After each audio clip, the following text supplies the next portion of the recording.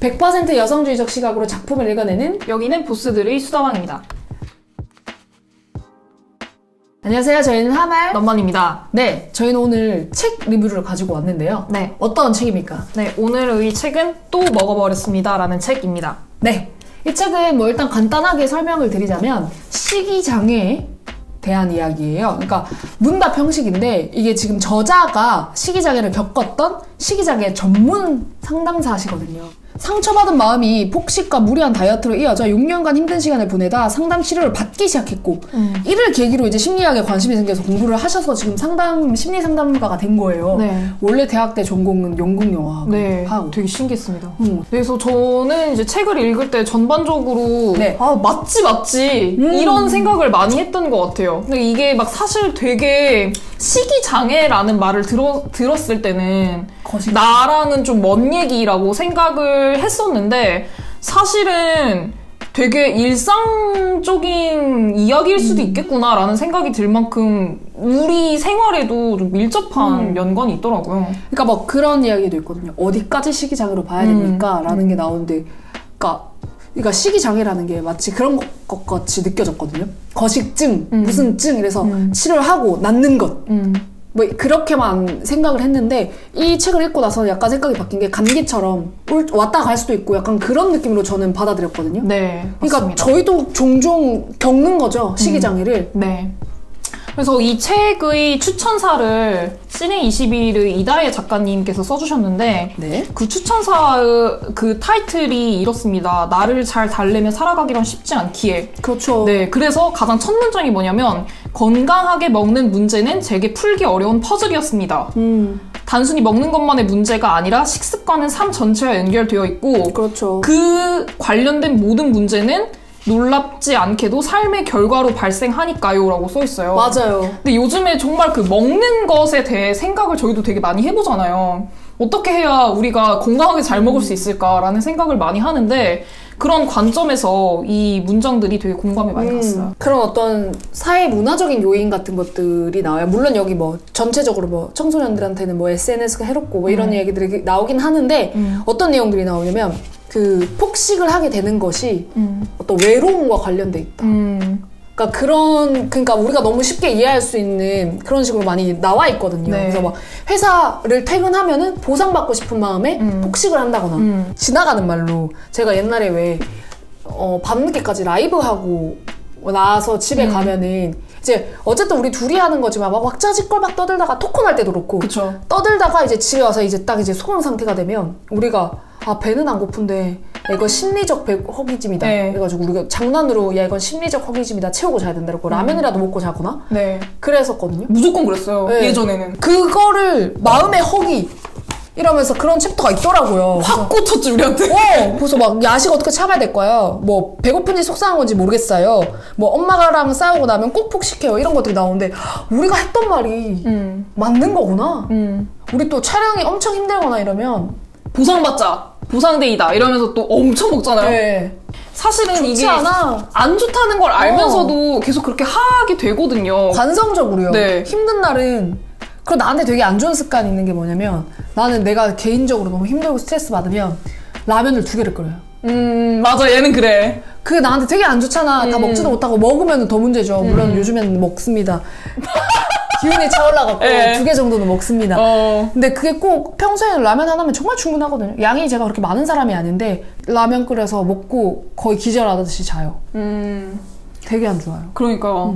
그래서 그 아까 말씀드렸던 추천서 안에서도 제가 밑줄을 친 문장이 있어요. 네. 쾌락을 음식으로만 얻으려고 하면 내성이 생깁니다. 내성. 저는 이 문장에서 어떤 게 떠올랐냐면 요즘에 그 코로나 시대의 우울함을 해소하려고 코로나 블루죠. 네, 매운 음식 소비량이 증가하고 있다는 그 기사 타이틀이 바로 생각이 나더라고요. 그리고 또 몇 년 전에 비해서 이 배달 산업이라는 게 굉장히 성장하면서 그렇죠. 더 우리한테 그 직격타로 된 게 아닌가? 이런 생각이 들어요. 그래서 책 얘기를 한번 해볼까요? 네. 쓸데없이 또 저희 얘기만 많이 했죠? 서론이 길었네. 네. 약간 그래서 인상적인 구절을 하나씩 뽑아서 얘기를 해보면 어떨까 싶거든요. 이제 가장 많이 눈에 띄었던 게 역시나 네. SNS 그렇죠. 같이 인플루언서 마케팅이라고 하죠. 네. 청소년은 특히 미디어에 등장하는 이미지와 현실을 구분하기 어려운 상황에 놓일 수 있습니다. 미디어에서 이미지를 와르르 쏟아내면 청소년들은 소속감을 얻기 위해서 자연스럽게 이를 따라해요. 그러다 보면 프로아나 게말라를 찬양하는 경악할 만한 모습이 나타나곤 합니다. 근데 그 다음에 어떤 얘기를 하냐면 그래서 요새 애들은 왜 저러냐 이러면서 아이들을 탓할 게 아니라 어른들이 어느 정도 가이드라인을 만들어야 된다. 옛날에 유럽에서 너무 마른 모델을 퇴출시켰던 것처럼 어느 정도 규제는 필요하다라고 이야기를 하고 계시거든요. 네. 이 사례들을 보면서 최근에 유튜브에서 계속 저한테 떠가지고 썸네일을 하도 보니까 궁금해서 눌러보는 게 최소라라는 모델에 대한 일화가 있었어요. 그러니까 그 모델 실제로 얘기를 하더라고요.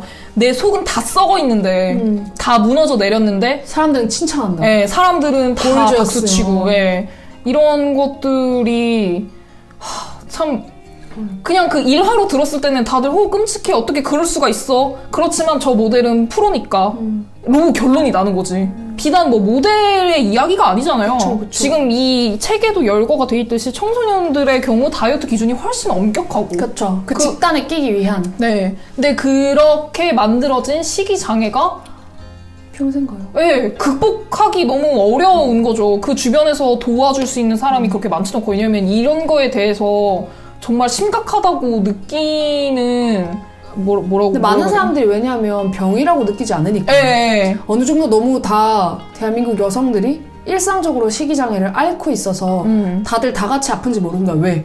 그 정도야 나도 그쵸. 겪고 있는 일이거든. 네. 진짜 뭐 거식증? 아니고서야 그거 다 그러는 건데 이렇게 생각하는 거예요. 네, 그래서 이 책에 그런 구절이 있었어요. 우울증은 처방을 받는데 폭식이나 거식에 대해서는 이게 내가 치료를 받아야 되는구나 라고 인지하는 경우가 낮다는 그런 이야기가 있었는데 해당되는 이야기인 것 같아요. 너무 개인적인 문제로 치부해버리고 그리고 대충 모두가 갖고 있는 것 같고 그 또래 특히 이제 청소년이라고 하면 또래 집단들이 완전 같이 공유하는 어떤 문제니까 다 같이 다이어트를 하기도 하고 다 같이 뭐 유튜브 같은 거 보면 뭐 다이어트 뭐 대결을 하기도 하고 너무 자연스러운 문화고 그 정도는 다 있는 아픔이니까 이게 내가 아픈지 모르는 거야. 그러니까 썩어 문드러지죠. 그지. 근데 저도 예전에 중학생 때 제가 막 하루에 줄넘기를 막 2,000개씩 하고 그랬어요. 지금도 못하는데. 내가 중학교 그 2학년, 3학년 때 왜 그랬을까 생각해보면 그때부터가 정말 본격적으로 아이돌 산업이 발달했던 시기인 것 같은 거예요. 그래서 제 경험담이기도 해요. 내가 왜 그 시기에 갑자기 느닷없이 다이어트를 시작했을까? 왜냐면 내가 TV에서 그걸 봤기 때문이겠지. 근데 지금은 더 쉽잖아요. 나는 그거를 TV에서만 봤을 뿐인데. 지금 SNS. 네, 지금은 내 손에 24시간 붙어 있는 거잖아요. 그 이미지들이. 다이어트를 시작했다는 것 자체가 사실 이제 뭐 어떤 식이장애의 시작 같은 느낌인데. 사실 뭐 남성분들도 다이어트 하는 분들 많잖아요. 많죠. 그러니까 이거는 전 국민이 앓고 있는, 그러니까 어느 정도의 우울감인 거야. 이게 무슨 너무 이제 살이 많이 쪄서 건강을 목적으로 살을 빼는 것과 완전 차원이 다른 이야기를 한다는 전제는 이미 다 이해를 하고 계실 테지만 책에 나와요. 네. 근데 건강 때문에 그렇게 다이어트를 해야 되는 거는 정말 극소수고 그래서 다이어트 산업은 하지만 유지돼야 되니까 광고가 나가는 거다. 이런 얘기가 나와요. 더 새로운 방식으로. 그쵸. 그래서 그 다이어트 보조제도 그래서 계속 새로운 형태로 계속 나타나게 되는 거잖아요. 젤리, 알약, 옛날에는 한약이었고. 20세기 초에는 갑상선 기능 저하증 알약이, 1950년대에는 변비약이 다이어트 약으로 쓰였고 예전에 저희가 이런 얘기 한 적이 있었는데 암페타민은 각종 부작용 때문에 규제 약물이 되기 전까지 엄마의 작은 도우미로 각 가정의 약장에 자리 잡을 만큼 흔히 쓰였다. 그러니까요. 뭐 이런 이야기가 있습니다. 이게 이제 규제 약물인 건데 사실은 다이어트 약으로 먹었다는 거죠. 19세기 중후반 프랑스의 의사 장 베르고니는 다이어트를 원하는 남성들을 전류가 흐르는 전기 의자에 1시간씩 앉혀놓기도 했습니다. 광기 아니야 진짜? 거의 모든 사람들이 겪고 있는 우울감인 거예요. 내가 그거를 어떤 거를 생각하면서 이 우울감에 대해서 이해를 했냐면 저는 아직도 교복이 싫거든요. 나는 내가 가지고 있는 교복에 대한 이미지는 너무 작고 쫑기는 거죠. 그리고 너무 내 몸을 내보이는 거지. 교복이. 너무 작고 너무 작잖아요. 나는 그 학창시절 내내 그 교복 때문에 불행했어요. 지금 얼마나 다이어트 많이 했다고요. 칼로리 밸런스 같은 거 막 과자 한 통 먹고 하루를 보내기도 하고. 너요? 네. 와우. 학교 때 다 그런 거 했죠. 그리고 막 방학 때마다 애들 다 다이어트 하고. 방학 때는 그냥 원래 약속한 수준이잖아요. 근데 오히려 더 쪼죠. 왜냐면 다이어트는 시작하는 순간 결국 요요와의 싸움이잖아요. 시작 안 하는 게 맞다 그러더라고. 그래서 책에도 정말 많이 그런 사례들이 있어요. 다이어트만 시작하면 우울해지고, 맞아요. 뭐 친구와의 관계, 뭐 사회적인 그 약속들에 대한 기피, 가족들과의 불화 이런 것들이 다 억지로 이 음식을 끊어내는 과정에서 생기는 맞아요. 거니까 이거를 그러니까 슬기롭게 어떻게 조절하고 건강하게 먹으려고 노력을 하는 게 아니라 인위적으로 이 음식들을 거부하기 시작하면 많은 것들이 망가져 버리는 거죠. 그렇죠. 씁쓸해요. 이게 그 청소년기 얘기를 보면은 다 내가 겪었던 일들이고 직딩 보면 지금 내 이야기고. 그래서 이제 청소년기뿐만 아니라 저도 혹시 음식 중독일까요? 이런 파트를 보면은 스트레스에 대한 이야기가 나와요. 그래서 이 저자분도 스트레스를 받을 때 꼭 휘핑크림을 올린 카페 모카를 드신대요. 그래서 이 반응은 지금 당장 단 걸 입에 넣고야 말겠다라는 생각 때문에 이제 이어지는 건데 그거를 마시는 순간에 황홀한 기분이 든다는 거죠. 근데 그러니까 이게 결국에는 내가 지금 일상에서 받는 스트레스를 음식으로 반드시 풀어내는 과정이 몸에 학습이 되다 보니까 이 단계 내 몸에 안 좋은 걸 알면서도 계속해서 먹게 되는 거. 그래서 이 책도 보면은 나중에 그런 얘기 나와요. 몸에서 나중에 내성이 생겨서 마약같이 작용한다. 그러니까 그래서 더 강한 거, 더 단 거. 마약이 들어왔을 때처럼 비슷하게 몸이 반응한대요. 중독인 거지. 그래서 음식 중독 문항에서 이게 실험을 한 게 있는데 되게 신경 전달 물질과 관련된 그런 과학적인 그런 수치들도 나오더라고요. 마약이야, 진짜로. 네, 그러니까 이게 되게 과학적인 프로세스였던 거죠. 마약 사실은. 떡볶이가 찐으로 마약이었던 거임.